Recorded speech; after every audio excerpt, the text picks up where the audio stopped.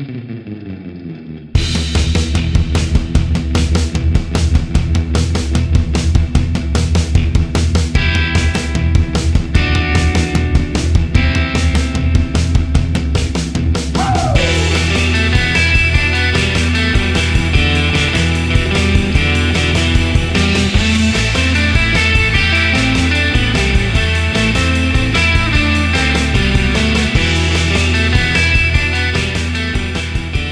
had low expectations and was very pleasantly surprised. Yeah. Speaking of butt chugging, welcome to the Down in Front podcast. And I am your host, the Mouth of South Bryland. Tonight, we will be reviewing Fighting with My Family, directed and written by Stephen Merchant, starring Florence Pugh, Stephen Merchant himself, Dwayne "The Rock" Johnson, and many other folks that we'll discuss. But before we begin, we always want to have a nice introduction to see what we've been sipping on, what we've been watching. Also, we're going to talk about our current favorite wrestler. And so we also have some very special guests with us this evening. Our first guest, he thought he was going to host this podcast. But if we look around, he only has a 25% chance of hosting this podcast. And I have a 25% chance of hosting this podcast. But when you count that Warren and Mocha are not here, that brings my chance up to 75% chance. And then he didn't factor in that I am a genetic freak, which exponentially raises my chance to host this podcast to 134 3/4% chance. And we know Blewett's not going to host. So that brings this guest's chances down to a negative 13 17 3/4 chance of hosting. And the numbers don't lie. But anyway, this guy is a ginger and a ninja. He might be even the machoest ginger I know about, Mr. Kyle Kowalski. I got a multiplier to the name. Thank you for the Big Papa Pump interpretation. That's old school math. That was the dumbest promo I've ever heard anyone say. And I love it because he just commits to it so hard. Yeah, I'm glad to be back. Thank you guys for having me. I usually come in for Marvel movies, but when there's a wrestling one, I had to make sure I stopped by. So I'm glad to be back. Awesome. Thanks for joining us. So what you been sipping on? What you watching? Who's your favorite current wrestler? All right. Currently, I'm sipping on a Bell's Two-Hearted Ale. It's a wonderful brewery out of Michigan. Specifically, I don't know if their entire brewery, but I know they have a tap room in Kalamazoo, Michigan, which is just lovely. And they just started distributing to the New England area in the last year or so. But before that, this was something I only got on tour when we would go to Michigan or like New York. Where I was first introduced to this by a great man named Dave Groves down in Florida. And it's still with me to this day. So shout outs to that dude. I'm having that going on. What I'm watching is I've been going through from the get-go of simultaneously, I'm going through Brooklyn Nine-Nine because I just never caught up with the show. And now I'm starting to watch it and I regret that. I'm glad it's still on the air because the show is fantastic. I'm like through season 2 for it. And besides that, I'm also finally committing to watching Breaking Bad and I'm almost done with season 4. And I also regret not watching that from the get. Favorite current wrestler? For multiple reasons, but like a lot of them being that she's Stone Cold reincarnate. Becky Lynch, the man. Oh, yeah. So badass. Like, she's doing it in a way where it's not directly just like you're just being Stone Cold. It's just reminiscent enough while being fresh enough. Yeah, absolutely. That's awesome. Cool. And yeah, I actually love the stuff I've seen of Brooklyn Nine-Nine, but I haven't really gotten to the seasons so far. But you can't deny Terry Crews. That guy is amazing. And Breaking Bad is a classic. So just like every season, you just gobble it up because it's just mind-blowing how good of a story that is as well. But thank you for joining us this evening. I can't wait to hear what you have to say about this movie. Our other special guest, he is the five-time champion of the Fear Boners, King Abbott. Thanks for joining us this evening. How are you doing, my friend? I feel like I got to do a spin-a-rooney. That was a heck of an introduction. Thank you very much, sir. No problem. Good. I'm good. Thanks. I'm happy to be back. It's been a while since I've been on the May Say podcast. So, yeah. And I wasn't sure if you guys were going to cover this one when Kyle and I actually got a chance to see like an advanced screening like a while ago. And then I'd sort of forgotten about it. So I was hyped when you asked us to be on here. So I'm super excited to talk about this movie because I really enjoyed it. And it kind of reminded me of, do you guys remember Ready to Rumble? It really made me, you mean the movie harken back to that fucking movie. The movie that led to David Arquette being the WCW champion? Yep. A lot of great things came out of that film. And I hope a lot of great things come out of this film. So I'm excited to talk about it. But yeah, as for what I'm drinking, I actually went to the bodega down the street, the liquor dega, and picked up the what I believe is the last bottle of my favorite wine, because they just started having it. It's the wine that I've always bought there as long as I've lived here. So going back like 4 or 5 years now, $5 a bottle, Chiva Loco, Crazy Goat, great stuff. Don't know what kind of wine it really is, but I had to dig today to find it. And I finally found one bottle and I almost started crying. And the owner said, yeah, I think that's the last bottle. They don't make this shit anymore. So I'm enjoying this sad little Crazy Goat bottle of wine. And I just see Sam Raimi like directing a scene of you digging holes in a backyard. Oh yeah, just like furiously just trying to find this ancient bottle of wine. And then I turn around and you think it's me, but it's really Nicolas Cage and it's the new National Treasure. But yeah, as for what I'm watching, I've been on a documentary kick recently, so I've been watching a lot of weird documentaries. So I was super pumped to see they put up that 4-parter on Amazon about John and Lorena Bobbitt. It's called Lorena, so it's obviously mostly about her because, you know, they really do a wonderful job. Yeah. If nobody's familiar, she chopped off her husband's penis, and you know it's stretched into 4 parts, so it's 4 hour-and-a-half long episodes essentially. It's actually executive produced by Jordan Peele, which is kind of cool. And they do a great job of just really digging into it. Because I remember as a child being like obsessed with that story for some reason. I would have been 6 when it happened. I don't know why. But I remember asking my parents about it because it was all over the news. And they were just like, oh, yeah, they were a married couple and now they're not best friends anymore. And I was like, well, why? What did she do to the man's ding-a-ling? And now as a 31-year-old adult, I know what she did to the man's ding-a-ling finally. Because it's not something I really went out of my way to research before. But this movie really gets in depth, including like gratuitous like surgery shots of like you see the damage and you find out what a sick, sad scumbag John Bobbitt was. So I definitely recommend it if you're looking into documentary stuff. It's really well presented and really entertaining. It's super sad, but then by the end it sort of redeems itself and it really digs deep. So highly recommend Lorena.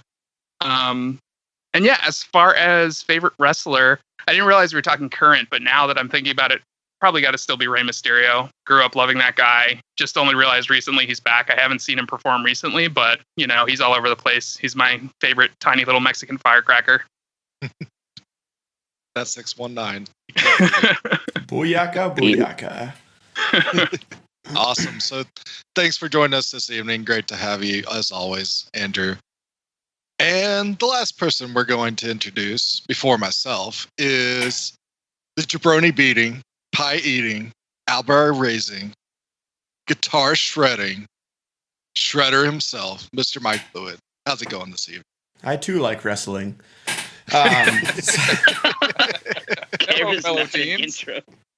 So how's it going, guys? Nice to be back on after the children's movie from last week that I was not. My mom wouldn't take me to the theater to see that one, so I sat it out. This week, I am drinking water. No real reason, like other weeks. I just, water. I got some good old goat beer, good to go. It's not beer that's like made from a goat. It's beer called the Goat. It's a Bock. It's in honor of Tom Brady because he is our Lord and Savior. As for what I've been watching, I got 3 things. First of all, I finished Russian Dolls. If you haven't got a chance to see it, it's amazing. I binged the last 6 episodes because I just couldn't stop watching it. I had myself a fun night on the Saturday, I believe, and woke up and pretty much just couldn't leave the bed because of the night that I had such a great time that 12 hours ago. And I watched The Whole Truth which is a movie starring Keanu Reeves and a completely redone Renee Zellweger. She looks nothing like she did. And it's a courtroom case movie where Keanu Reeves plays a lawyer. And I've seen that before. I think it's Gugu and Baccarat is in it. It was bizarre, stupid, and I don't know, it filled a void, but like I would never watch it on my own. And then the last thing, I have to bring this up because I love stupid crap like this. So there is a channel on YouTube called Chart Party. And this guy, it's under the umbrella of Sportsbook Nation, SB Nation. Obviously they do sports related videos, but this guy does these weird little animated things where he basically picks a subject and then creates like a really, really in-depth, well-researched, kind of chart thing. So like charts kind of come in and then at the end, they make a big old organized, science fair board. Most of these things follow the normal YouTube 10 to 15 minutes, quick hits. Let's go, figure it out and go on to the next one. This one didn't. So if you can find it, it is a chart party on the saddest punt of all time. And so I thought he'd, clearly outline some parameters and then, show the saddest punt of all time. And that's it. This thing was a freaking hour long.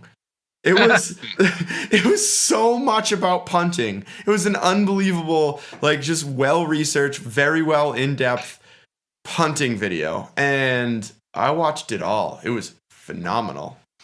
Definitely worth checking out. Isn't Gary Ukrainian the one that has the saddest punt of all time in Super Bowl 3 or 4 or whatever? Yeah. So it was also from 2000 on. So he went through but it was still 46,000 punts that he went through and charted.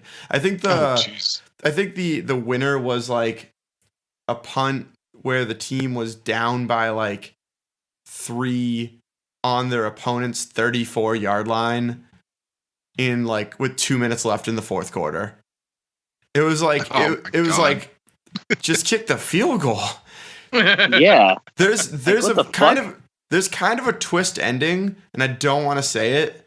If you can be about a factual a data set video, there's a twist ending. The punter was dead the whole time.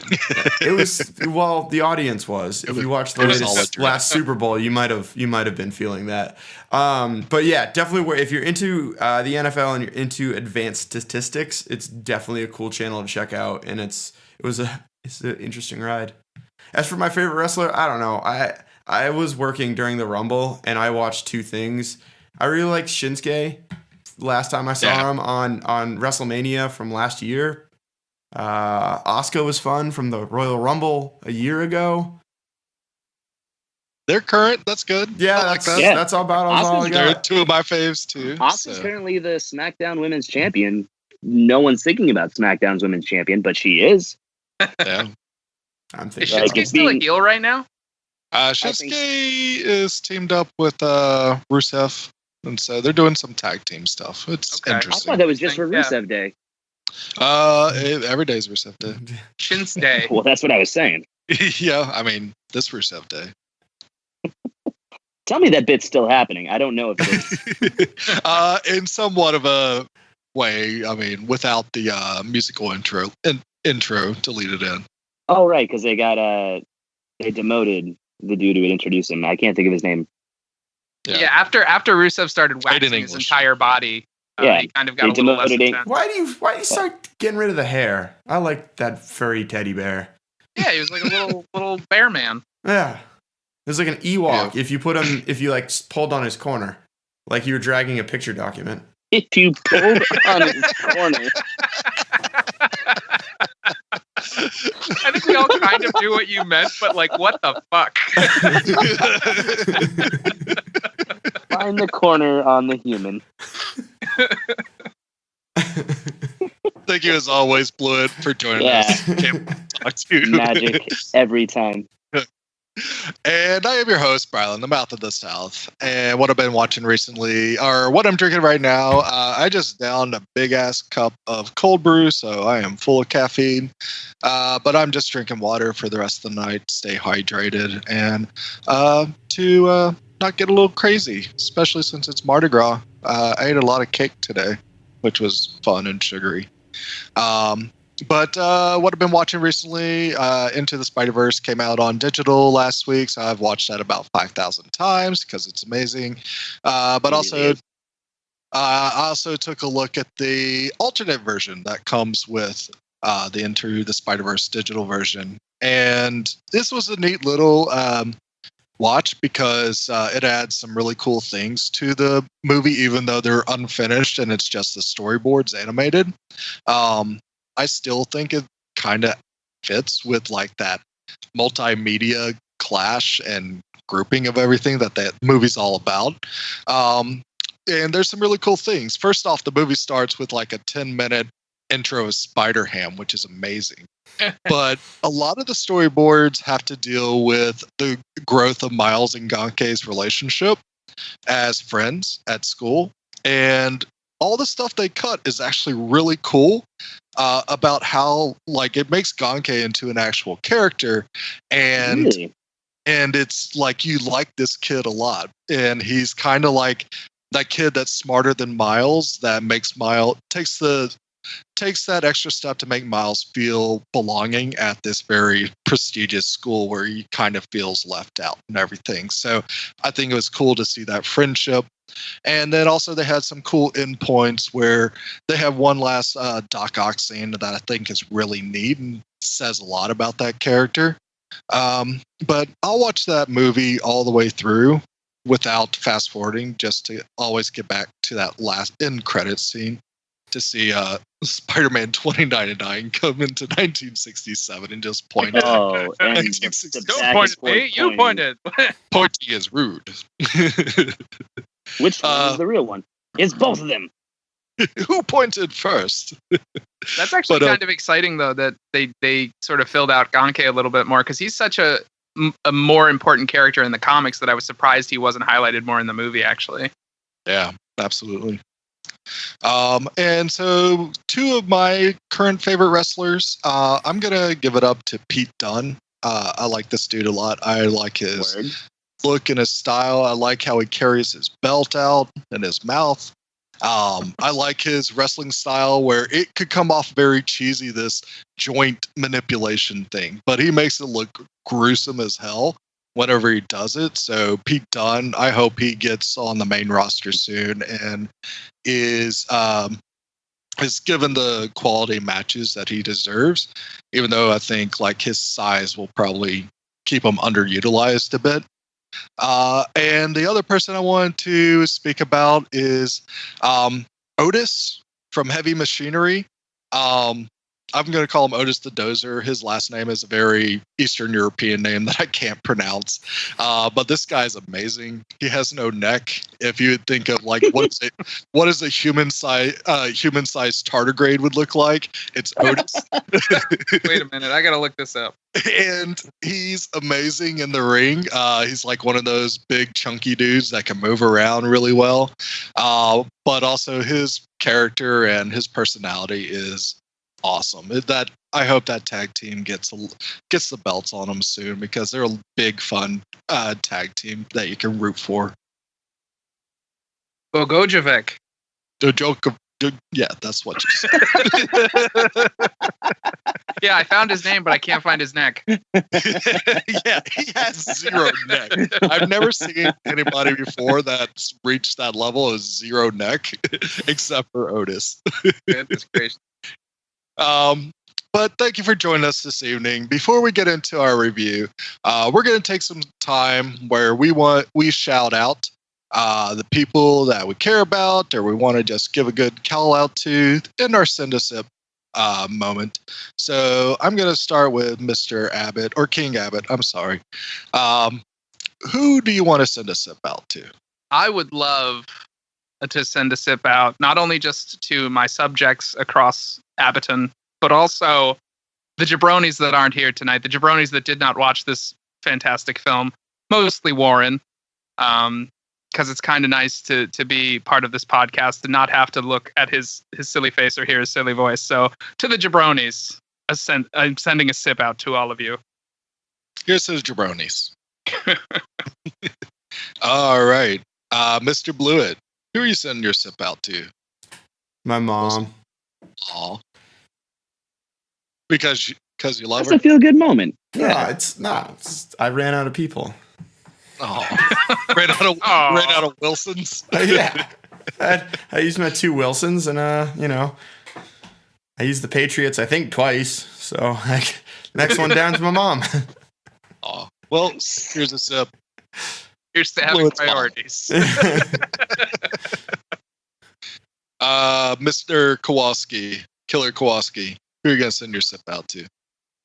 Inspired that I remembered in the middle of talking about my Bell's Two Hearted Ale, I have to give it up and send a sip to my boy David Groves back home down in Florida with his beautiful wife Shanda and his lovely child. He's got a wonderful family going now, and I'm just happy life is working out for him. So send that sip to him.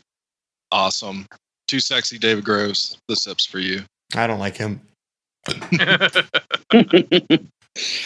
And I'm going to send my sip out. It's kind of on a somber tone, but I did want to recognize a couple of people that have unfortunately departed from this world recently.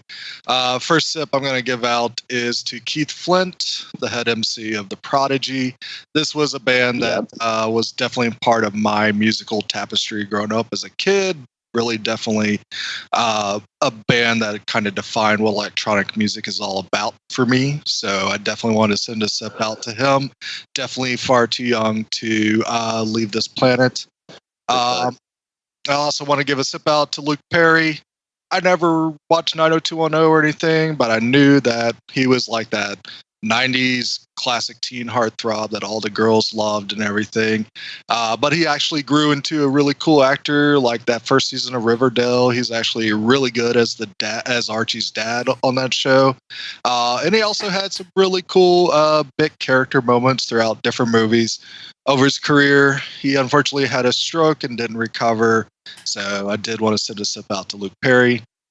And then today, unfortunately, in the wrestling world, we lost King Kong Bundy, who was one of those heels back in the 80s that you just wanted to hate. He had the look of just a monster, but he's probably a big, wholesome, happy-go-lucky guy in real life. So sip out to King Kong Bundy. You entertained me as a kid growing up a lot. So thank you for all the entertainment that y'all have offered it to us. Here's sips out to those 3 guys right there. So we're going to take a quick break, but when we come back, we will be reviewing, with all the spoilers intact, Fighting With My Family, directed and written by Stephen Merchant. So feel free to take a break, but come back and listen to us very shortly.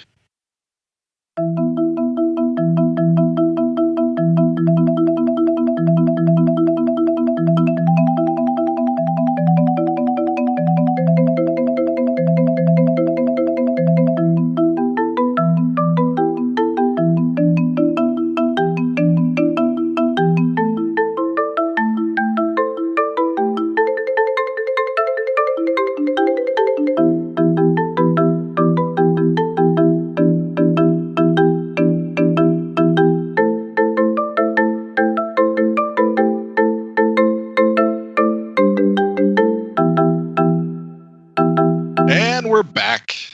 We are the Down and From podcast again. We're back.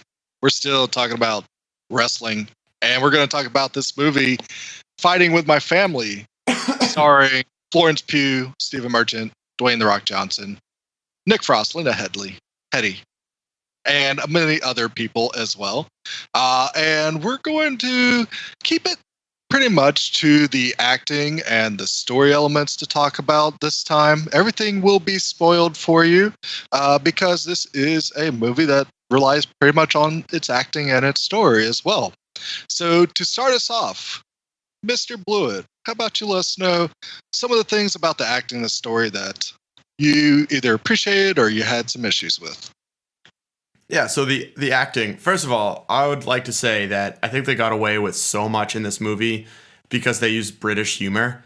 I think a lot of the jokes, had they been Americanized, would not have flown. Like, because they dressed it up and made it sound all silly and British and all that stuff. Oh man, English is gonna snipe me from like a mile out.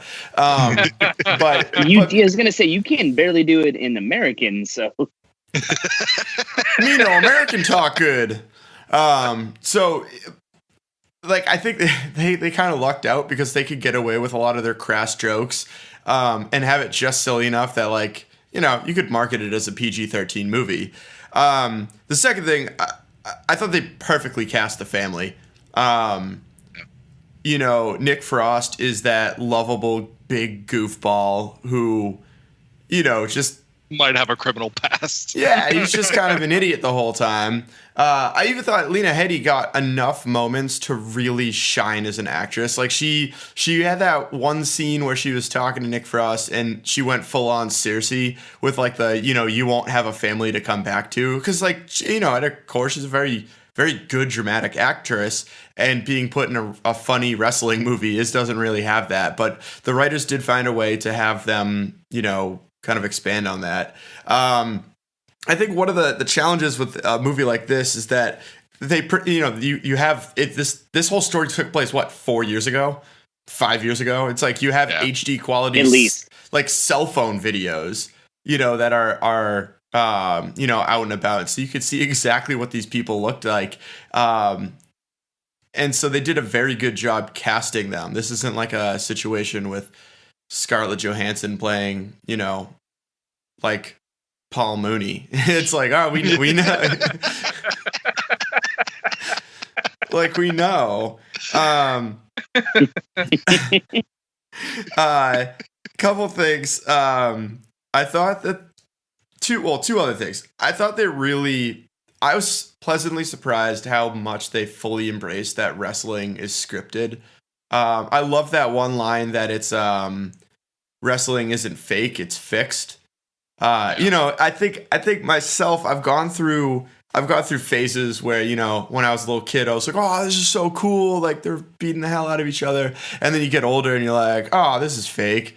And then you come back to it. And where I'm at right now is that these guys are improv soap actors and soap actresses that are also some of the most athletic people on the planet doing, you know, gymnastics at each other. Like, that's freaking cool when you abstract it and take the tights and spandex away and, you know, the funny one-liners. It's like, it's a pretty interesting job. And I thought they really sold the soul of what that makes it work, where, like, hey, you have to have the character dynamic. You also have to be incredibly physical, because it's not necessarily fake, even though it totally is. And I really liked how I wasn't expecting that. I thought that the WWE would kind of like tell their writers to, like, hey, maybe we somewhat make it seem more like it's real rather than, you know, you know. And then lastly, Miss P as Paige I thought she was the most like rootable, like, quote unquote dog I've ever seen in a movie. Like, she wasn't necessarily like an underdog. You know, she came from a wrestling family. She had a good coach in her brother. And she had like an interesting character to her. So, you know, she clearly stood out. You could kind of understand the reason that Vince Vaughn kept on kind of pushing her through.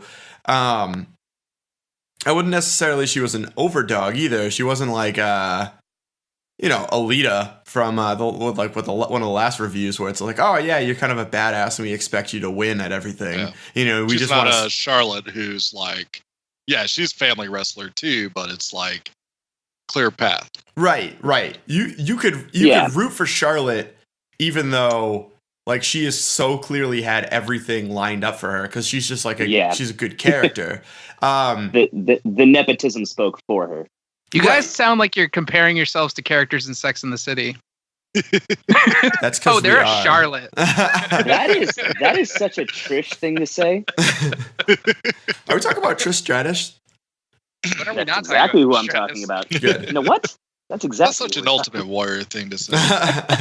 No, but seriously, she was very much like just a dog, not an underdog, an overdog. She was just like kind of a regular person, but she was very rootable. And I was genuinely like excited when she flipped the tire over. I was like, oh, we did it.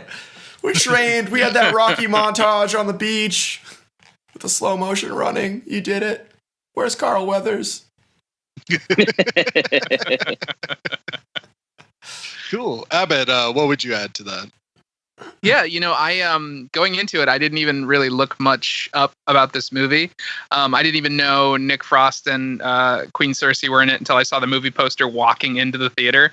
And then what Blue had just mentioned, I almost forgot that Vince Vaughn was in there in a major way, and it was kind of cool to see how they wrapped this story that started, like, obviously it was true to life. It had been a fairly successful documentary that was made over in the UK and put on TV. And then they turned it into this dramatic semi-comedy family movie. And I think the jokes were really well written and kind of fast paced and really great. Like the one that they double down on a couple times is when Lena Headey's character says, "Oh, well, dick me dead and bury me pregnant." And all the English people in the room are just like, what? Or no, all the American people in the room are just like, what? And it's like, it's an atrocious thing to say, but like, that's just saying like, wow, okay, yeah. But Nick Frost's timing is always great. His delivery was impeccable. And it's funny at the end when they show you what the real people look like and like kind of showing there and sort of some clips from the documentary and things.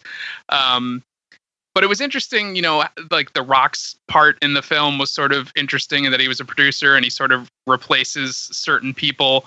And like the timing of it was the only thing that kind of bothered me. But acting wise, I think that, everyone was very successful. It was definitely better than I thought it was going to be. I had no expectations going into it. But I think the one thing that sort of brought me out of it sometimes was when all these jokes kind of led up into something that took a serious turn. Like when we get to the moment where the brother doesn't get chosen, but Paige does. And all of a sudden there's like this dark turn where things are going to get serious. You're like, oh no, like I was really hoping this was just going to continue on the fun trend. And like, I know it had to be serious. And like, I kind of wish it was one or the other and not like this weird roller coaster. Like I kind of wanted it to be a comedy almost. Like if we wanted like the serious, full, true to life story, like you could go and watch the documentary. But if I wanted to be entertained, like just, keep up the same pace throughout the length of the film. But no, like I said, it reminded me a lot of it. Had moments that brought me back into Ready to Rumble. So I really thoroughly enjoyed all the actors and their interactions throughout the film. Yeah, I think one of the best scenes with Nick Frost was when he's in his office with his friend and they're calling like the promoter, and it's like, he wants to know if you'll do this to your face. And he like just takes the garbage can and hits him in the face, and he like shakes it off. He's like, yeah, he'll do that. And then he just grabs the bowling ball and just shoves it in his nuts. I was like, what did he hit him in the dick with? I was trying to think. Bowling ball. Yeah, it's a bowling ball. Yep. Yeah, but that's what it's like though. People don't think it be like that. It is, but it do. Yeah. They don't think it be like it is, but it do. Yeah. These people put themselves through pain for our entertainment. And even though it's not like a UFC fight, there's still going to be that physicality to it that they got to be ready to deal with when they go into that ring. Yeah. Yeah. I also almost wish there were like more, they had sort of pushed like Kyle and I, like I said before, we went to an advanced screening and Stephen Merchant was actually there. And he talked a little bit before the film and then took some questions afterward. And like, there were some very pointed questions. And eventually he was just like, well, actually, even though I'm friends with DJ, which is the way that he kept referring to Dwayne Johnson, The Rock, his friend DJ, he was like, I actually don't. He definitely played up a bit. Yeah. He was like, before I did this movie, I didn't know anything about wrestling. And I feel like that shows a little bit. Yeah.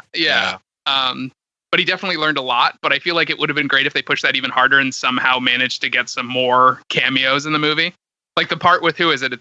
Big Show and Sheamus. Yeah. That part's really good because like at that point, Kyle and I were talking about it because that was right in the midst of the Big Show's like kind of like last run where he was really pushing his super diet and being in the best shape of his life, and they're having an argument about eating cheeseburgers, and it's so like a throwaway scene, but it's if you know, and it's like really funny.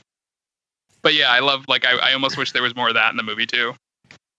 Awesome. Yeah, they had an opportunity at WrestleMania to basically throw, all their current superstars in there for one scene, and I don't know. I wish there. I'm with you. I wish there was more cameos, in the timing, because that match, the WrestleMania moment, it's real, but that also happened 5 years ago. Like in the match, like her winning the title, like they would have had to digitally de-age all the wrestlers. Yeah. Well, I mean, a lot of them. Years ain't that. I mean, 5 years. And a lot of them are still big. Like you could have John Cena. Like John Cena, Roman Reigns. Like they're still around. Yeah. Like you don't have to get like the new guys. Because WWE Films also did like produce this movie, so there's easily a crossover. We're like, yeah, we can work this schedule around your work schedule because we're the same company. I'm pretty sure they shot on an off night on Raw a couple times. Yeah. Like the final match with Paige and AJ. Is it? Yeah, AJ. Yeah. I was thinking AJ Styles for a second. I want to say Steven Merchant talked about that, how like it was like, or maybe I just read something after, like it was like a night into. It was after Raw, and they're like, you have a half hour, and like The Rock was supposed to go out way before he did. Like he was supposed to go out and like hype the crowd, or he was supposed to go out and do a 10-minute promo just to get the crowd riled up and then have 45 minutes or whatever match. And instead he went out and he did a 35-minute promo. Like he just went out and winged it, and like he's interacting with fans and doing all this. And he's like, and now you guys all have to act like this match is real. And then they go out and like they do the match, and they had way less time than they thought, but like they managed to get what they needed out of it. Like did his thing. He was just like, I'm going off script. Yeah, but it'll have the crowd going. Yeah, I did like some of the Dwayne moments, like especially the first one when Zach and Saraya meet him. I think that's a great bit, especially just how Dwayne, the way he is able to like stop himself and turn around in like multiple different ways every single time, and just continue to show his frustration with them just asking a question after question. And that part was fine and everything. I do feel like it did start to become too much of the Dwayne show and lose some focus on Paige's story just because of that. But I did want to... It made his star power too pronounced. Yeah, it made it seem like that he was like this silent shepherd that kind of like heralded Paige through to the pros to get to that title shot, which probably is not factual at all. No. It kind of made me want a buddy cop movie, like the opposite of what Hobbs and Shaw is going to be, but with The Rock and Vince Vaughn. Yeah. Although apparently, I love at the end of that, like just how dead serious Vince Vaughn is, where he's like, "Yeah, what are you doing talking to The Rock? You're here to try out. You can't talk to The Rock." Yeah, and it was just like, it was sex tape. It was sex tape, which is super awkward based on Paige's, Yeah, it's like, I can't believe they left that line in. I agree. I think that they had one too many Dwayne Johnson scenes, which is a kind of a weird thing to say, but like we were talking about, I think they could have introduced someone else, for one middle of the movie scene, and then had The Rock come back at the whole end of the program. Apparently that meeting actually did happen though. Except apparently it was not to say you're going to get a title shot the next day. It was The Rock saying he wanted to make the movie. Huh. And then I guess apparently it took 5 years to ship the idea around, get a script writer, and then actually make the damn thing. Yeah. That's neat. Yeah. That so early on in her career, they were like, I want to make a movie of this. Well, yeah, because the British documentary has existed, because even before she had made it to the WWE level, it was still like a great story, even to get it at NXT. So it's like the Camp CYK of this movie. Yeah. CKY. CKY. KY jelly. Yeah. But I was hoping in the skybox it would be Vince McMahon or one of the McMahons, and kind of give us like a little pull the curtain behind to see like what one of them would be like in that more business setting and not their characters. Like I wouldn't expect her to walk into a room with Vince and he's like, Paige, you got the beef. Look at all this beef to get a title shot tomorrow night. I wouldn't want that. I'd like to see business Vince and like Vince, how he actually handles deals like that. I thought that would have been really cool to see, but I'm pretty sure WWE will protect that with as much stuff as they can. I so agree with that, like how cool it would be to see that, but like that's the thing though. They've boxed themselves in 20 years ago where like there's Vince McMahon and then there's Mr. McMahon, and that's a protected character. The ultimate evil villain out. I mean, who introduced Charlotte into this match that we're talking about? Like maybe the WrestleMania main event. No, Becky Lynch, you're not the reason we're doing this. I'm putting Charlotte in, and like they're still using him as the ultimate like evil CEO. Yeah, but you could have a nice moment with him where he steps out of the shadows and you're like, oh, it's Vince McMahon, like. And you could be like, oh, I've been watching the last couple months of you on NXT, and like. We want to give you that shot. Like, you don't have to necessarily make it like a, super business. Just like, hey, this is one of the upper echelon, like, movers and shakers in this world, and they're kind of interested. Yeah. Also, now chop me, Paige. Chop me now. Just like Donald Trump. Drop my beef. What was I gonna say? When I first read your note, Bryland, on that scene, I thought I just read it wrong, and I thought you meant Vince Vaughn. And I was like, Vince Vaughn drops her off and then just teleports in. She walks in and it's Vince Vaughn also standing there. And then he teleports behind her. It's the Twilight Zone. And then he's just like, no hard feelings, kid. Like, and then he like just flies off on us. And then all of a sudden you're like, am I watching an anime? What did I just watch for the last hour? Every other character in the movie is Vince Vaughn. Yeah. Wait, yeah, no. You slowly realize they're just all being replaced by Vince Vaughn. Yeah, Vince McMahon played by Vince Vaughn. Like Vince Vaughn takes off like the recruiter jack, and he's like, "It was me. It was me the whole time." But the weird part is that they flip out Vince Vaughn as like the sex tape with Peter Dinklage, and it's just been Peter Dinklage the whole time. You're like, what? Why is everyone Vince Vaughn except Vince Vaughn is now Peter Dinklage? The entire cast of Game of Thrones just comes out from behind the curtain. Somehow, I didn't Sean realize Dean you were on still first dies. name basis with Vince McMahon, Bryland. Is this something that you've been meaning to tell us the whole time? Oh well, he usually calls him Vinnie Mac. Vinnie Mac. Calls so he's Big actually being Mac. more professional for the podcast. Yeah, Massachusetts. Mr. Vince. Big Mr. V. Yeah. Kyle, what would you add to this about the acting and the story? I definitely enjoyed the story. I do just from nature of just like knowing like the wrestling, like there's definitely a lot of things that are taken out just because they don't serve the story as well. And Steven Merchant definitely like addressed this because there were some folks there at the advanced screening to do the Q&A, and some folks asked like, well, that timeline didn't really work out. And I remember wanting to ask just like how much of the nitty gritty of coming up in the business, like the Vince Vaughn character is an amalgamation of several trainers at the NXT Performance Center. Yeah. And different people, like talent people, like the American Dream, Dusty Rhodes.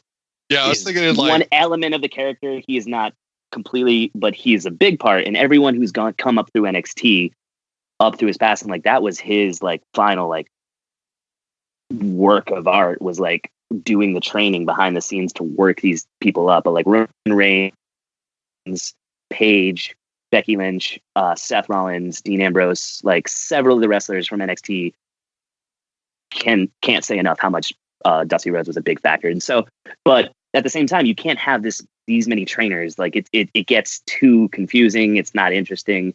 The in between how like lonely she actually was on the like how much make friends, those were abstract. Like I wondered what wrestlers presented and if they actually became close, or if it was just not whitewashed, but like just abstracted so that the general feel good story still stood, because it's still incredible. It's a wonderful story, but it didn't happen that simply, like how Paige came to be. But it's still a very good story, and you just had to take some of the trainers out. You had to make them one character for Vince Vaughn, and so it tells a better story. So I thought the acting was a great job. It still tells a very good feel good story. It's simple, but it also simplifies like the idea of like the brother who had been working way harder for this, like getting shafted and just being told you're not the guy. Like there is some conflict there, but it takes a back page. Was he but in then the movie? Comes back around. By the way, what was that? Was he in the movie, the brother? Paige's brother? Yeah, like in the documentary. I thought he was. He's originally. I thought he was the drug dealer, the one with the drug dealer friend.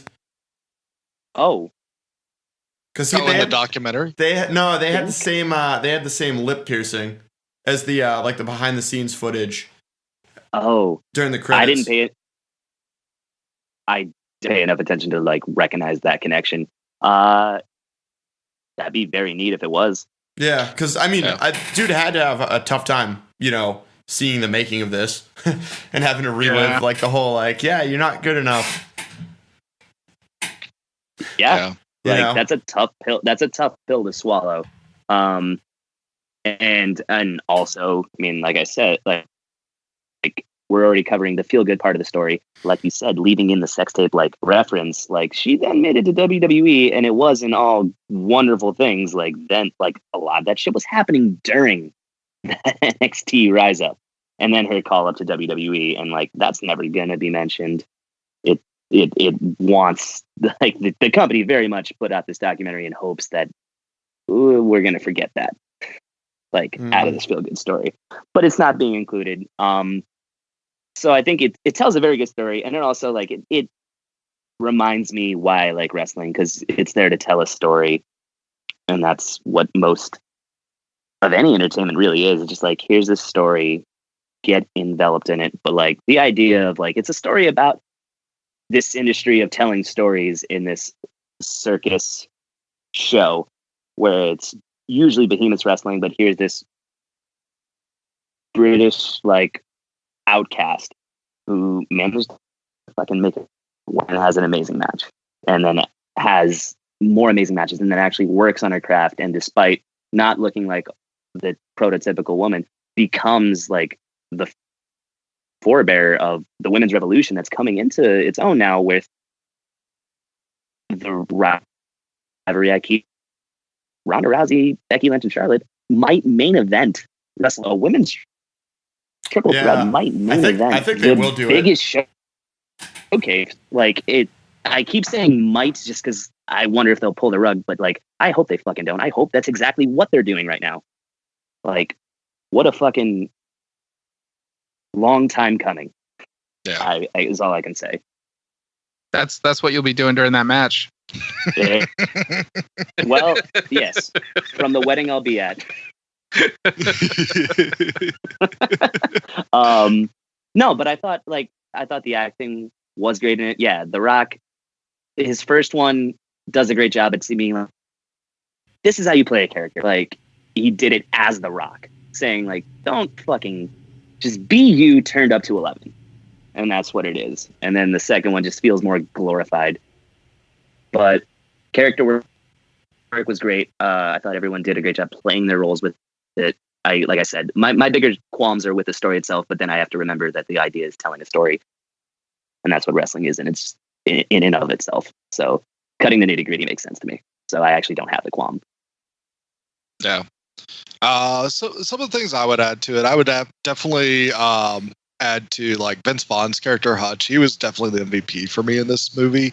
At first, I thought he was kind of like an amalgamation of like Bruce Hitchens and or not Bruce Hitchens, but Bill DeMott and Prince Bill Albert. For sure. Both and huge. Yeah, and they're like big with the NXT development and the Performance Center and things like that.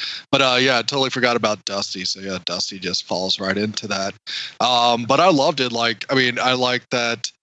I mean, Vince Vaughn basically showed up on set and they put a like WWE polo on him, and it's like, oh, it's a Tuesday. And so I'm glad they didn't try to make him look like a wrestler. It just helped with selling like he's an amalgamation of a lot of characters. Yeah.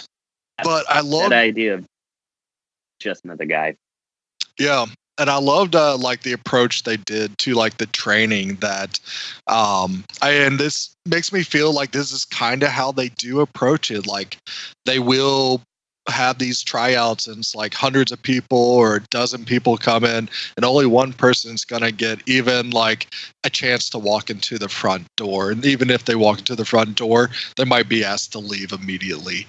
And so there is that very like just high standard of quality that even though they won't explain it to you directly, like why don't you say I'm good enough, it's that they're looking for this unique talent, this spark that these professionals have been doing this all their life, so they have that instinct to actually say this is going to be someone special. And they actually, Vince Vaughn does a great job of not like going up to Paige and saying the reason why we chose you is because you aren't the TNA show that we've been having for the last 20 years, that you are a true wrestler, that you are going to be one of those that makes the women's division be taken seriously and become like probably the best part of WWE right now. That was never told directly to her, because if you tell her that, then that just inflates her ego and she won't do that well. That is like put in the work, go through the grind, and then find the ways on your own to show off that talent that you have so you can actually win those crowds over night after night and understand what it is to be part of this business. So I loved all of that about Hutch. I did also like the family dynamics as well, especially like that dinner scene. Stephen Merchant's shitty mustache as Zach's girlfriend's dad was amazing. But that was just like fun to see, like bringing like your girlfriend that, oh, surprise, I got her pregnant, and her family over to dinner, and your family is like, your dad has a mohawk and is wearing soccer jerseys at the dinner table. He's not wearing a tie or anything. And y'all are eating takeout Chinese. But you're still trying to be the nicest people possible. But once someone brings up the family business and speaks to it in a very critical fashion, it's like, hold on now. Take a step back. If you're going to discredit our business, we want to know why. And I love like how they just automatically change on a dime when he brings that up. Also found that Florence Pugh, she does a really solid job of not necessarily being an accurate portrayal of Paige. I think it's probably going to be tough to find someone that can have the same look as Paige, but also even for British accents, she has a very unique accent.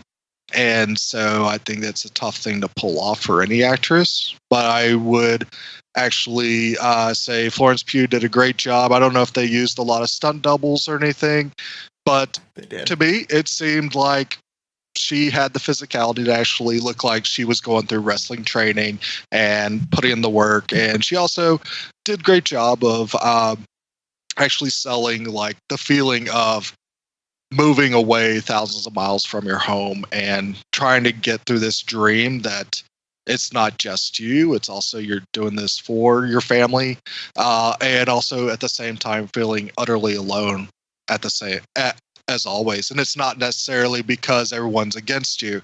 It's more of you kind of just found this perception that everyone's against you, but you never reached out to see, are you really alone in this journey? Which I thought was really cool when they're on the bus and everything. And up to this point, she just jumped. You thought it was going to be that thing where she had to overcome the pretty bitches that were also hired for their looks and everything. And she has to be the true wrestler that rises above all of this. But then you find out, like, hey, I mean, even though they were probably chosen for their looks, they're putting the work too. They're beating your ass at the training right now. They're doing this for better lives as well. You're not the only one. So no, you're not alone in this journey. This is your this is part of your family now. And that's kind of how the wrestling business is that when you join that group of wrestlers that has to see each other in the locker room every day, go on the buses every day to go to every single city, that y'all kind of have to be a family to actually make that happen and make that work, especially to have a great wrestling match as well. So I thought that was really cool that they took that time to show how Paige had to kind of grow up a little bit to connect with these other girls that she felt she had no connection to at all. I did also like Zodiac Zack. So I did like Jack Loudon's performance as Zack. I kind of started liking his story. I found his story a little bit more interesting than Paige's. I thought that was really neat how he would go around the town to pick up all these kids that that could have been troublemakers if they didn't have this outlet of wrestling, and him being their coach and him being there for his neighborhood and everything was really cool to see. He would actually put in that work and everything, even though it doesn't mean a lot of money or fame or fortune and everything. It was something that kind of kept him driving to his goals. And once that goal is pulled out from under his feet, it's tough for him to kind of come to terms with, well, the goal is to be a good wrestler and a good person, and you got a kid now and everything, and that's worth doing it, because even if you lose out at the big chance of being in the WWE, wrestling can still be your calling. You can still teach others how to wrestle and make a name for yourself that way, like his dad had. There's not a negated value in making it to a certain echelon. Absolutely, it doesn't have to be the Mecca. Right. And one of the things that Stephen Merchant highlighted when he talked after the movie, and someone asked, was I don't know if you guys remember the blind kid that's in the movie too. Like, he was like, he was real. Like, he actually continued to teach the kid how to wrestle, and he became a wrestler. He was, as far as they know, he was one of the first blind wrestlers to ever actually perform after being trained by Zack in real life. And I think that's, like, I would even love to see a documentary or a movie about that. Like, that was pretty neat. Like, the character. So, like, he was highlighted, but he was such a side character, but really, like, that's a cool story as well. Yeah, I thought that was sick. I thought it was cool to show that when Zack, like, kind of lost his heart in what he was doing, that those kids went back to, like, breaking lampposts and vandalizing stuff. That one guy went back to dealing drugs and with drug dealers, but then when he got back up on his feet, I mean, he kind of saw why he mattered. Is like, this is kind of a rough neighborhood, rough town. If they don't have this outlet that they know they can go to and have fun, but also learn something, it could fall apart and be worse for that community if he wasn't there. So he's actually like a shining beacon for that community. And it's like, wow, I want to kind of see the whole story of Zack now because of that. Also, like, also liked like just the little Easter eggs they did for wrestling. I liked it during the tryouts. There's someone that did look kind of like Pete Dunne, and Zack just goes, "Excuse me, miss," to him and stuff. I thought even the girls that played like the other girls trying out along with Paige, they're amalgamations of other characters. But I think they played those roles really well. They weren't like ditzy or anything. They were true blue, like probably blue collar American girls that just like, hey, I'm looking for a chance to feed my daughter some food or just make some better money than what I'm doing right now. I don't want to be dancing in the club for the rest of my life. Let me try something else. But I did also find, like, when it comes to the story, there's probably going to be some diehard Paige fans that'll kind of not like how they approached the NXT part, how it was kind of glossed over, that it felt like they kind of rushed, that they went from the Performance Center to some exhibition matches with their like 3-on-3 match with in NXT, but you don't really get to see Paige's prominence in NXT per se, like how she became the first NXT Women's Champion and then went to Raw to become the Divas Champion. Because how long was she in, either Brylan or Kyle, do you know, how long was she in NXT before she got the come up?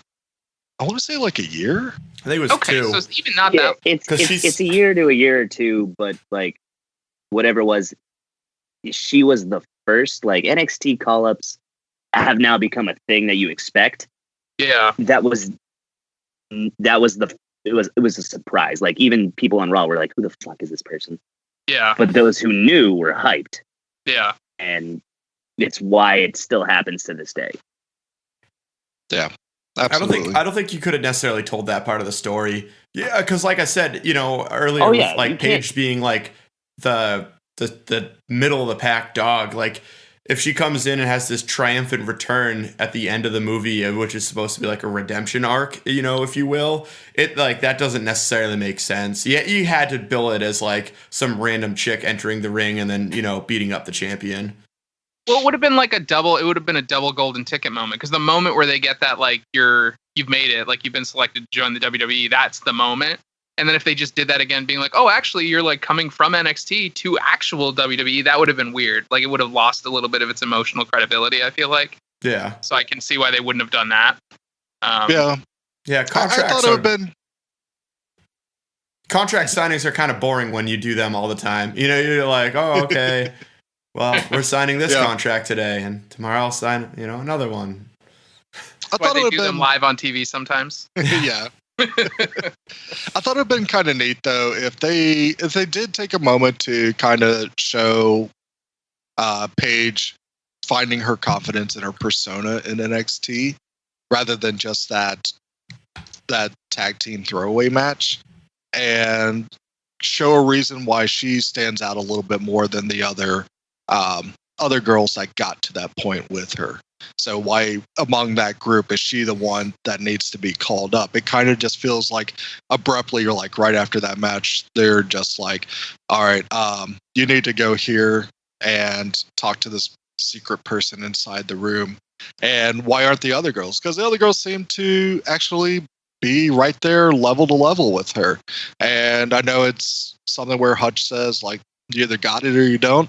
And he definitely knew that Paige had it. She just had to find it her own way as well. I just think we needed like another scene to show when does Paige become Paige and is not choking at when she has to do a promo and not messing up moves or anything like that. And then the AJ match at the end would have, I think, felt a bit stronger, that she's coming in with confidence and everything. And how does her confidence and her persona differ from AJ Lee's at that time? So that was a time where I didn't really watch wrestling, but I've watched the YouTube video of that match before, and it's actually a very quick match. It's basically a squash match on AJ, which is surprising. But there's a lot of political things behind, like business things behind it going on with CM Punk and her at the time. So it's kind of like she kind of had to let it go because I think she got released very soon after that, or she decided. It was also just after WrestleMania. They can't necessarily, plan a long match the night after. Yeah. The night after WrestleMania is always considered the beginning of, if you can ever describe the WWE have seasons. Yeah, at the beginning of the season. Yeah. So like whatever happens in WrestleMania is usually, you get your title changes and then here's the new chapter. And so most rivalries are not mentioned. It's like, cool, fresh start. Here's new characters. Here's new things. So AJ Lee like winning the title the night before, cool. That closes that chapter, and that just means cool for that year. AJ Lee had that. Now she's done. Yeah, Brian, you do raise a good point that I don't think it necessarily totally detracted from my enjoyment of the movie, but they never quite answered like why she like loves wrestling so much. Yeah. Yeah, because she felt that bothered me. They never very resentful to it at first because it's kind of just like it was what the family did. Right. That she had no choice. But it seemed like at the end of it, it was still like, oh yeah, because my family wants me to wrestle, so I wrestle. And yeah, which just kind of falters. Like usually there's a passion to it, but like they specifically like put a frame around it where Vince Vaughn's character pushes her. Why are you actually here? And her answer even seems kind of half-hearted. I mean, she's not wrong that it's an escape. Yeah. But the whole movie frames it around like she loves it because she has no other choice. Right. Yeah. But I don't know. It didn't. And you could even. I feel like they kind of like try to be like, you know, it's all about her family, and that's what drives her forward. You know, using her finisher move was the Zack attack. You know, and I think that was kind of their point, that she did it because not necessarily she was the one that loves it, but that she loves her family, and that's how she maintains those relationships. And that's bigger than it. Yeah, I don't know. I might be reaching on that one, but I don't think there was. I wouldn't say so. Right, but you know, using that finisher move, I don't know. They could have also had a scene on that one where the first time they ask her about a finisher and like she can't think of anything, so she just does her brother's. Yeah, that'd be kind of interesting. Yeah, like him showing her the ropes how to do it. Yeah, and it could have been her just honoring her brother because he did put so much work into himself, into her, and many others. That was a well acted scene. He kind of made this moment happen, and well written between the older brother and then Zack when they were running. Honestly, that one was kind of a better inspiration on why she likes wrestling more than anything Paige actually said in the movie. Where he's like, oh yeah, she's gonna make it because she had what I never did. You know, she had you. Like that was a well done scene. And then he immediately runs off this. Like the framing of the whole thing was very, very good. So I had one question. Kind of speaking about some of the wrestling, especially through the next days. I think they had stunt doubles for both Paige and AJ Lee for that. But what did we think about the wrestling? I thought the wrestling was fine. I don't know if AJ Lee, like, because that's not AJ. That's it was Zelina Vega, who knows how to wrestle. Right. So. Yeah. Who's like coming up now, right? She's a WWE. Like currently, she's for Andrade. She's like a manager, but she is a wrestler. She's come up through NXT. Mrs. Aleister Black. Exactly. Yeah, she's compared to another wrestler who's coming up through NXT too. So I don't know if she necessarily did it, but yeah, they definitely did what had a stand. Or some of the moves, I guess. There was certain slams that they wouldn't let the actors do, and that's just like contractual, like safety shit. Yeah, I liked the beginning where you saw like Nick Frost and like any of the matches where Nick Frost and Lana Headley were also wrestling. I found quite entertaining. Those were great. Cool. So with that, we are going to go into our final thoughts. Mr. Blewett, what would you recommend this movie to everybody, and what are your final thoughts? Totally. I didn't have a ton of like thoughts or high expectations coming into this, and I was thoroughly entertained. It's like right under 2 hours long, does not overstay its welcome, despite a couple pacing issues. Totally go see it. It has a ton of heart. Like I didn't expect the WWE to write a movie that I would actually feel for most of, if not all of the characters in it. Also, it's getting great reviews on Rotten Tomato, so I think I'm not the only one that's like saying this, which again is blowing my freaking mind that we're here very positively reviewing a WWE movie besides The Condemned, which is the greatest movie you'll ever see in your entire life. Like, but that was what I was comparing it to. You know, I was like, oh yeah, the WWE, they're going to make a stupid action movie. you know, this is gonna be some like kind of chick The flick, Marine like, Six. yeah, it's like, all right, cool. But this movie came out, had super relatable characters, super relatable themes, and despite a couple things, it really was enjoyable to watch.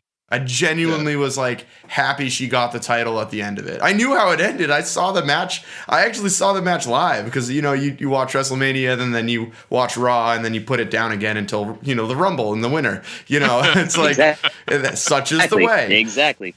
So I actually saw that and I was one of those idiots that was like, who the hell is that? You know, it was cool to kind of see it, you know, again, knowing where it ends, but you still are just like, let's go. Yeah. Is the Condemned the one with Kane? No, that's Stone Cold. No, that's the one with Stone Cold's It's like the greatest movie I've ever seen. It was when they like, you know, the in vogue thing was to leave wrestling behind and like do a movie, and then it really worked for The Rock, and it didn't work for Stone Cold. No. I think you're thinking of Dead Silence. Is that the one with Kane where he's like? No, that's See No Evil, Hear No Evil. Yeah, See No Evil. Yeah. God. They've made enough movies that we don't know which one is which. Yeah. Well, like I was trying to think of the Marine because, like, but that was John Cena. That was John Cena for the first like 3, and then the Miz for the next 5. Like, they've made so many of those. Yeah, so many Marines. Hasn't that series only been out for like 6 years? How'd they make like 2 movies a year? Hey, that's how the Saw franchise worked for a long time. Hey, that was a movie. You ain't wrong. Kyle Kowalski, what are your final thoughts on this movie? My final thoughts is that, yeah, it's a wonderful take and like a very personable take on the wrestling community. I think Stephen Merchant plays a huge role in making like how kind of remarked how it turns a movie that you'd think would only apply to people who are already fans of wrestling, who already get it. But Stephen Merchant, like from his work in The Office, he knows how to make even the most boring or weird or outcasted kind of, you know, because wrestling still is, it's a circus show. It's just become part of the mainstream thanks to Vince McMahon's work, but finds the humanity in it. He finds where you can connect with it. He finds what's hard about it. Being away from your family while trying to live up to a legacy, like that's universally relatable in any way you cut it. So it tells a great story. Like I said, my qualms with it, I mean, I'll have the same qualm like with Bohemian Rhapsody about like, you're telling some of the tragedy of Queen, but mostly you're telling Freddie Mercury's story, but you're also cutting it up to tell it as dramatically or happy as you can in a way that works in Hollywood. And that's not necessarily the right story. And I always want to know that nitty gritty. Being a musician, I want to know that about how Queen came up, and they tell the parts where it was hard or how they actually came up too quickly. And I always want to know that. Like, I think it does a good job to convey the paid story, but like, I want to know how NXT really grind you down. Yeah. I want to know how the indies, like, how big did they really get? Was it really that small? And like, they just happened to like catch someone's eye after calling so many times? Like, those are the things I want to know, but I know that doesn't tell the easy overall story. So those are my qualms with it, but that's personal qualms that I know I'm not going to get because that does not make a story about a business whose whole purpose is to tell you within a squash match where she wins the title in like 3 minutes. But that told a story of like, who's this newcomer? But it made you care about it in a couple of minutes. And it made you excited that this new champion is bringing in this new realm. So like, it doesn't really matter if I wanted more, or maybe that's the whole point, actually. It might matter that it left me wanting more. Yeah. Awesome. So my final thoughts is like that encapsulates exactly what you get out of wrestling at its finest core. I've brought people into my house like to come over and watch wrestling. Like several people watched Royal Rumble at my house who have never watched wrestling before, and some of them in the blink of like someone entering the ring, this character they've never heard of comes in, but they portray their character so well, and it works in this chaotic arc where there's an all for every man or all for every woman, like battle royal over the top. But you get this sense of who this character is, and you get these special moments where they get to interact with this other character who they'll never be a full arc, but like you get to see it, and there's just so much you can like take from it if you put on the right show and tell the right story, even in the smallest frame. And that's what keeps me coming back to wrestling. That's what I really like about it. Awesome. King Abbott, what are your final thoughts? I think everybody should go out and watch it. I'm glad it's getting good reviews.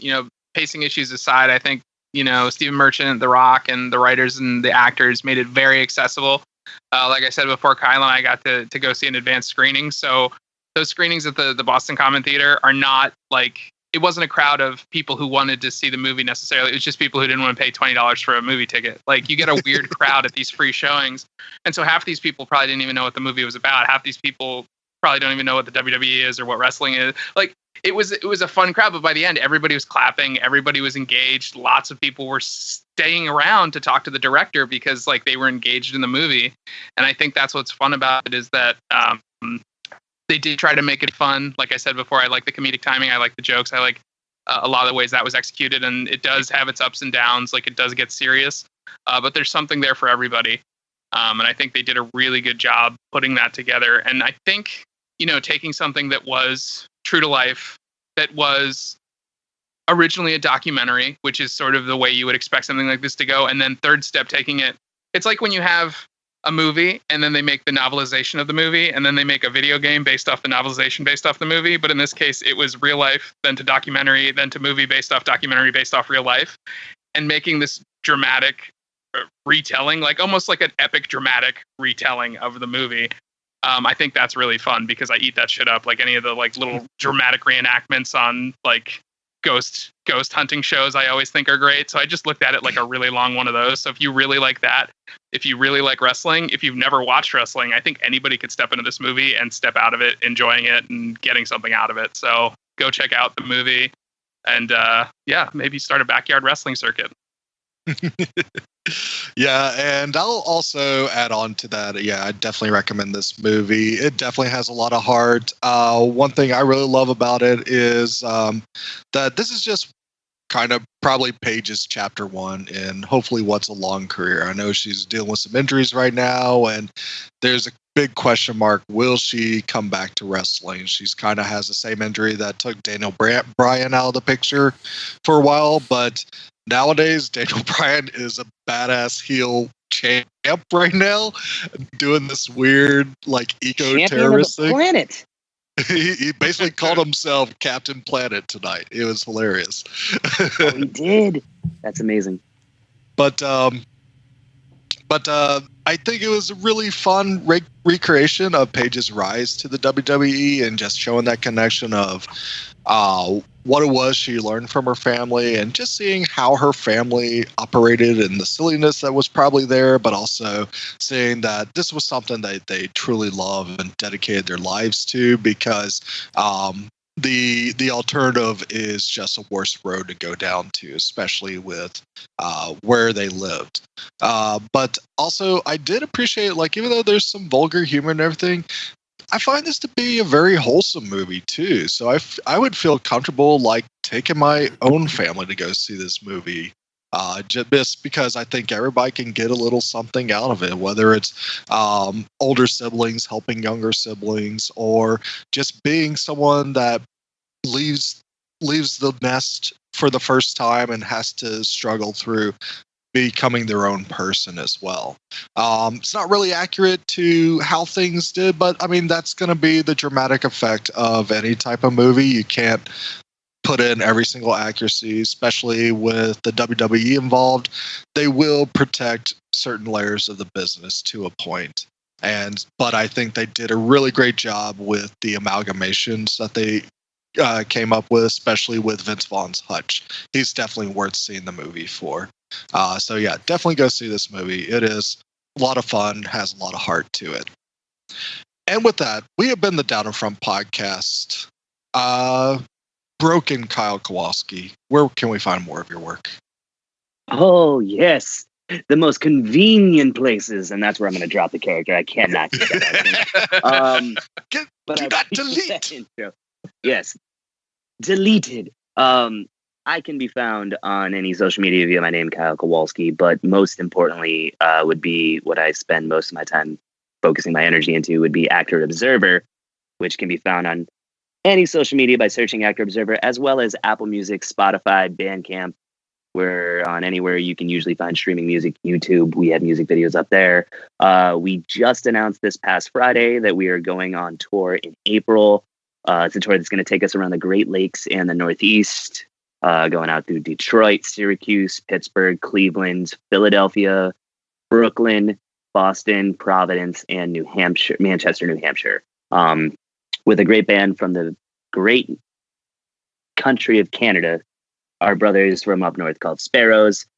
We've gone on tour with them before, and it's been a wonderful experience. I'm looking forward to doing it again in the springtime, where it's progressively getting warmer and nicer versus the last time we did, which was fall, as it was getting colder and shittier and more morose. Regardless, we're very excited to go on this. This is actually going to be our first headlining tour in support of the album we put out back in August on No Sleep Records called Pareidolia, which you can find on iTunes, Spotify, Apple Music, etc., as well as No Sleep Records website.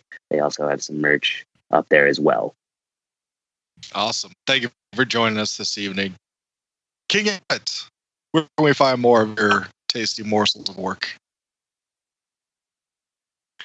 You can find me hosting the Fear Boners here on the Down in Front podcast network, popping boners every hour on the hour, bringing the latest in horror news to you, including the exciting news that the director of Hereditary just announced his next terrifying film today. So that was super exciting. Probably have some updates on that coming down the pipeline. And also, the teaser looked sick too.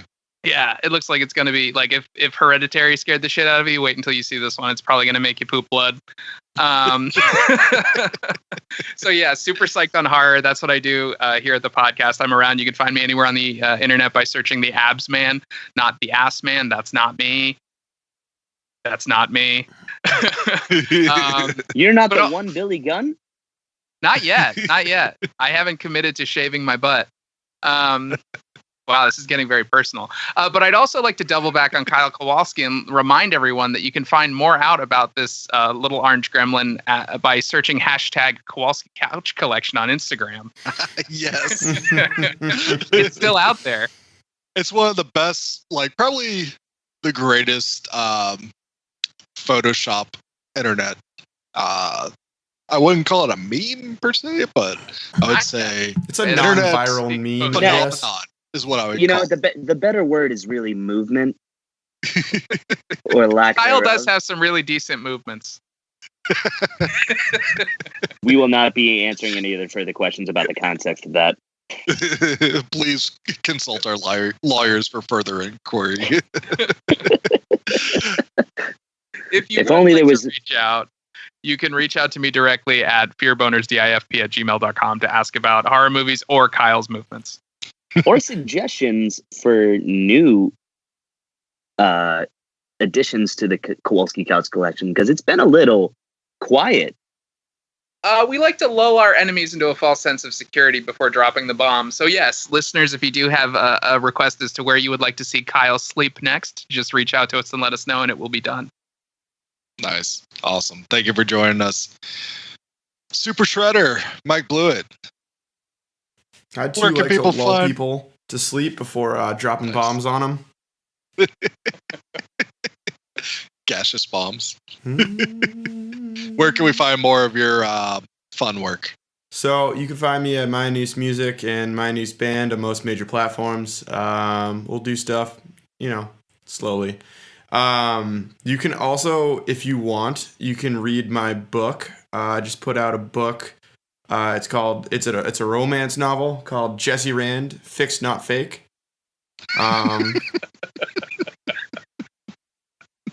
Goes through everyday adventures. I am the Mouth of the South, Bryland. You can find more of my individual work.